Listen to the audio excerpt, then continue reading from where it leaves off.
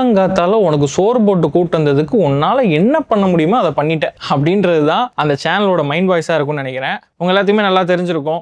நடிப்பு அரக்கன், டீமான் of acting, watermelon ஸ்டார்னு அவருக்கு அவரே பல பட்டப்பெயர்களை வச்சுட்டு சுற்றிட்டு இருக்க ஒரு பர்சன் தான் திவாகர் அப்படின்றவர். இன்ஸ்டாகிராமில் ஃபேமஸ் ஆகி ஒரு இன்டர்நேஷ்னல் டெலிவிஷனில் ஒரு பெரிய ஷோவில் பார்ட்டிசிபேட் பண்ணி இப்போ கொஞ்சம் கொஞ்சமாக சினிமாலே வந்துட்டு இருக்காரு. என்னதான் இவர் இன்ஸ்டாகிராமில் ட்ரோல் பண்ணப்பட்டு நெகட்டிவ் ஃபேமஸ் ஆயிருந்தாலும் அவர் நினச்சிருந்தா அந்த ஒரு பெரிய ஷோவில் பார்ட்டிசிபேட் பண்ண ஒரு வாய்ப்பு கிடச்சிச்சில்ல, அந்த ஷோவை பயன்படுத்தி ஒரு பாசிட்டிவ் ஃபேம் கிரியேட் பண்ணியிருக்க முடியும். ஆனால் அந்த ஷோலையும் இல்லாத போல் அதெல்லாம் பண்ணி பல பிரச்சனைகள், பல வீடியோக்கள், அது எல்லாமே சோஷியல் மீடியாவில் வைரல் ஆச்சு. அது எல்லாமே நீங்களும் பார்த்துருப்பீங்க. ஸோ இதனால அந்த ஷோ நடத்த அந்த சேனலுக்கே பயங்கரமாக பேக் ஃபயர் ஆச்சு. என்னங்க இந்த மாதிரியான ஆட்கள்லாம் வச்சு ஒரு ஷோ பண்ணுறீங்க அப்படி இப்படின்னு சொல்லிட்டு மக்களுக்கு அந்த பர்டிகுலர் சீசன் மேலே ஒரு பெரிய வெறுப்பே கிரியேட் ஆயிடுச்சுன்னு தான் சொல்லணும். சரி, அதெல்லாம் நடந்து முடிஞ்ச விஷயம்.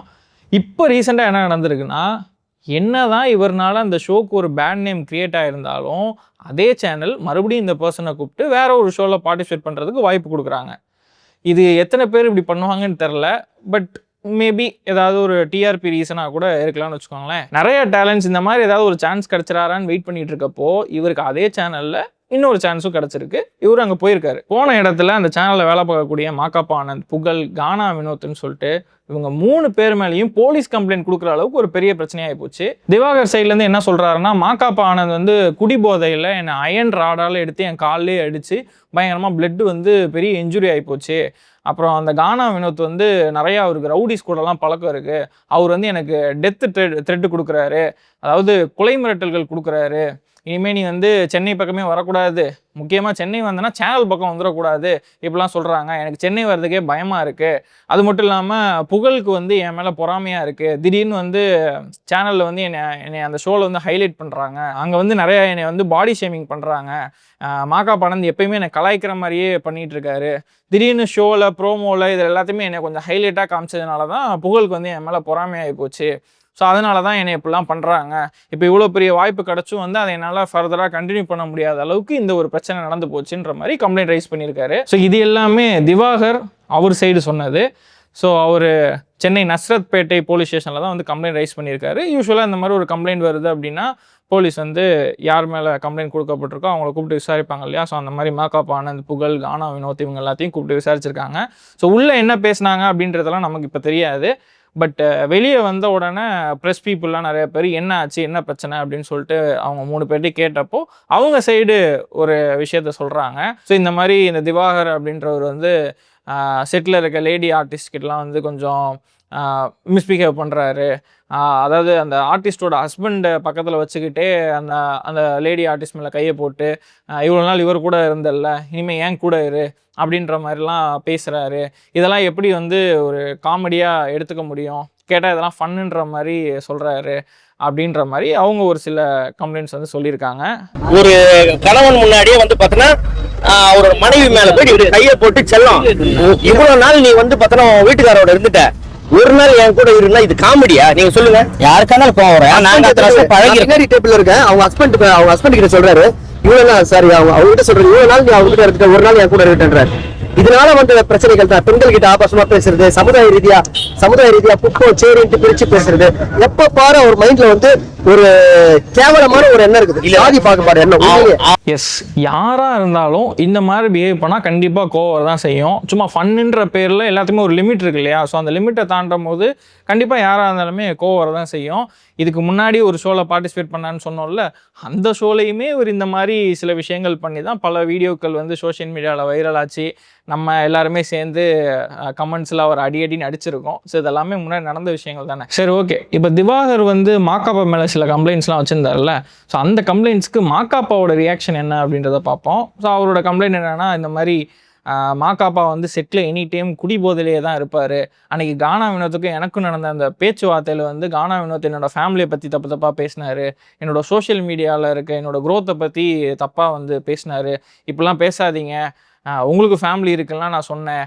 அப்போ புகழோட பாடி கார்டும் என்னை அடிக்க ஆரம்பிச்சிட்டாங்க. அந்த டைமில் தான் மாகாப்பா ஒரு இரும்பு ராடு எடுத்து என் மேலே போட்டு என் கால்லேருந்து பிளட்டு வர ஆரம்பிச்சிருச்சு அப்படின்றது தான் கம்ப்ளைண்ட்டு. இதுக்கு மாகாப்பா பயங்கர ஆதங்கமாக வந்து பதில் சொல்லியிருக்காரு. என்னன்னா, இந்த மாதிரி நான் அது ஒர்க் பண்ணுற இடங்க, அங்கே எப்படிங்க நான் வந்து சரக்கு அடிச்சுட்டு வேலை பார்க்க முடியும்னு சொல்லிட்டு ப்ரெஸ் பீப்புளை பார்த்தே வந்து அவர் பயங்கர ஆதங்கமாக பேசிகிட்டு இருந்தார். ஏன்னா பல வருஷமாக வந்து அந்த டெலிவிஷனில் அவர் வேலை பார்த்துட்ருக்காரு. ஸோ இந்த மாதிரி பிரச்சனை இதுக்கு முன்னாடி வந்ததே இல்லை. ஸோ அப்போ அவருக்கு எவ்வளோ டென்ஷனாக இருக்கும். ஸோ அவர் என்ன பேசினாருன்றதை நீங்களே பாருங்கள். இல்லை, நான் ஒன்று கேட்குறேன். நீங்கள் எந்த சேனல் மது எடுத்துட்டு நீங்கள் வேலைக்கு போவீங்களா? உங்க தொழிலுக்கு உண்மையா இருப்பீங்களா? நான் ஒரு நாளைக்கு 18 மணி நேரம் நிற்பேன். மது இருந்துட்டு எப்படி அப்படியே ஃபுல் டே நிற்பாங்களா? இல்லைங்க, நீங்க கேட்கும் போது எனக்கு கோவம் வருது. ஸோ ரொம்ப ஆதங்கமாகவும் ரொம்ப ரொம்ப வருத்தப்பட்டு பேசியிருக்காங்க. நினச்சி பாருங்க, இத்தனை வருஷமா அந்த டெலிவிஷனில் நிறைய ஷோஸ் பண்ணியிருக்காங்க. பட் இந்த ஒரு பர்டிகுலர் பர்சன்னால அவங்களுக்கு எவ்வளோ ஒரு மன உளைச்சல் ஆயிருக்குன்றத பாருங்க. ஸோ திவாகர் இதை வந்து போலீஸில் கம்ப்ளைண்ட் பண்ணியிருந்தாலும் எனக்கு நம்பிக்கை இல்லை, நான் வந்து கமிஷனர் ஆஃபீஸில் போயிட்டு முறையிட போகிறேன், அங்கே போய் கம்ப்ளைண்ட் பண்ண போகிறேன்னு சொல்லிட்டு அவர் அங்கேயும் போயிட்டு இதை கம்ப்ளைண்ட் பண்ணியிருக்காரு. அதாவது பெரிய அதிகாரிகள் வந்து இந்த கேஸுக்கு முக்கியத்துவம் கொடுத்து விசாரிக்கணும் அப்படின்ற மாதிரி அவர் போயிருக்காரு. ஸோ இந்த கேஸ் இன்னும் முடிவுக்கு வரல, இது அடுக்கடுத்து விசாரிப்பாங்க, இன்னும் அவர் என்னென்ன பண்ண காத்திருக்காரு அப்படின்றதெல்லாம் நமக்கு தெரியல. ஸோ இப்போ இந்த பிரச்சனைக்கெல்லாம் வந்து ஸ்டார்டிங் பாயிண்ட் யாருன்னா people, as including me, troll மெட்டீரியலாக ட்ரெண்ட் ஆக்கி டெலிவிஷன் வரைக்கும் போய் நம்மளோட அடுத்த ஜென்ரேஷன் வரைக்கும் தெரிகிற அளவுக்கு அவரை ஃபேமஸ் பண்ணி விட்ருக்கோம் இல்லையா? நாட் ஓன்லி திவாகர், இவரை மாதிரி இன்னும் நிறைய பேர் சோஷியல் மீடியாவில் ஃபேம் கிடைக்கணுன்றதுக்காக நிறைய நெகட்டிவான விஷயங்களை தான் வந்து பண்ணிகிட்ருக்காங்க. இந்த சேனல்ஸ் இருக்காங்கல்ல, இவங்கள மாதிரி ஆட்களை கூட்டு வர்றதுக்கு பதிலாக எத்தனையோ நல்ல நல்ல கிரியேட்டர்ஸ் அர்பன் சைட்லலாம் நிறைய காமெடி கண்டென்ட்ஸு, நிறையா ஒரு ஃபன்னான என்டர்டெய்னிங்கான கண்டென்ட்ஸ்லாம் போட்டுட்ருக்காங்க. அவங்கள மாதிரியான ஆட்களுக்கு வந்து ஒரு வாய்ப்பு கொடுத்தா பீப்புள் அவங்களுக்கு சப்போர்ட் பண்ணுறதுக்கு ரெடியாக இருக்காங்க. ஏன்னா எவ்வளோ பேர் கஷ்டப்பட்டு வரவங்க நிறைய பேர் இருக்காங்க.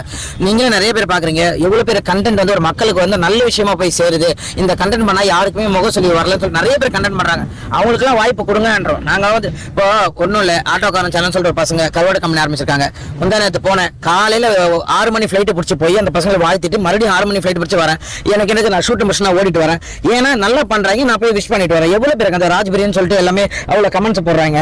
அந்த லுங்கி பாய் சொல்லிட்டு அவ்வளோ ஒரு கண்டென்ட் ரசிக்கிற மாதிரி இருக்கு. நீங்கள் அவங்க கமெண்ட்ஸ்லேயே போய் பார்த்தீங்கன்னா கூட நிறைய கமெண்ட்ஸ் இருக்கும், உங்களை சீக்கிரமாக தமிழ் சினிமாவில் பார்க்கணும், உங்களை மாதிரி ஆட்கள்லாம் வந்து தமிழ் சினிமா மிஸ் பண்ணுது அப்படின்ற மாதிரிலாம் நிறைய பேர் போட்டுட்ருக்காங்க. இப்போ ரீசெண்டாக கூட மிஸ்டர் கெட்டவன், அப்புறம் மல்லேஷ் கண்ணன், இப்போ ரீசெண்டாக IPL வச்சு பயங்கரமாக ட்ரெண்ட் ஆகிட்டு இருக்காங்களா ராஜ் பிரியன். ஸோ இந்த மாதிரி நிறையா கிரியேட்டர்ஸ் பயங்கர என்டர்டெய்னிங்காக பண்ணிகிட்டு இருக்காங்க. அவங்க ஸ்லோலி சினிமாவை நோக்கி போயிட்டுருக்காங்க.